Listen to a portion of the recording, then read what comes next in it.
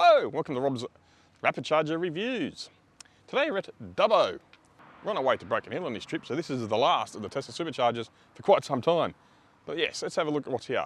So yes, we've got 4 Tesla Supercharger stalls, the old style 120 kilowatts, and way over there we have one single NRMA DC fast charger at 50 kilowatts. Okay, I forgot my phone, I forgot the list. Location, well, it's at Dubbo. It's probably about 3 blocks back to the main road. It's not too bad, it's easy to find because there is access right here behind you and easy to spot from that as you're driving past. So navigation takes you pretty much spot on, not a problem there. Food, not really. There's a cafe over here. It's obviously during cafe opening hours, you're gonna have food, that's great. And there is the remains, it looks like an old bowling club there, which used to have food, but it's since closed down. Maybe it might come back soon, who knows? I don't think COVID was kind to that business.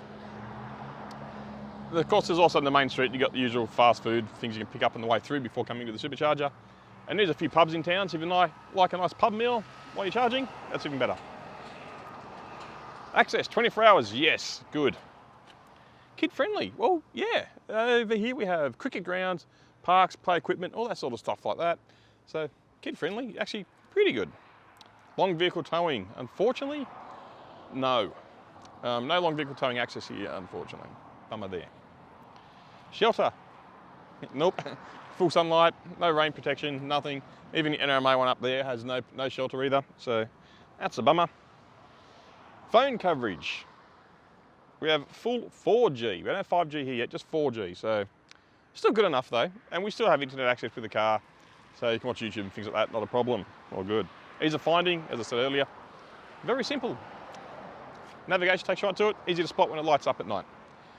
So overall, yes, toilets, have I got the toilets? Nothing nearby. I'm assuming there's toilets in the cafe over there if the cafe was open. If the bowling club was open, then yes, there'll be toilets in there again. There might be public toilets down that way around near the cricket field, cricket pitch. Not exactly sure. So based on that one, I'd give it about a 7 out of 10.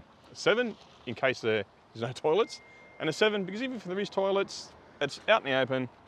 There's not much around really to do other than charge your car, unfortunately. So that's it. Thank you for this Rob's Rapid EV Charging Review. Bye.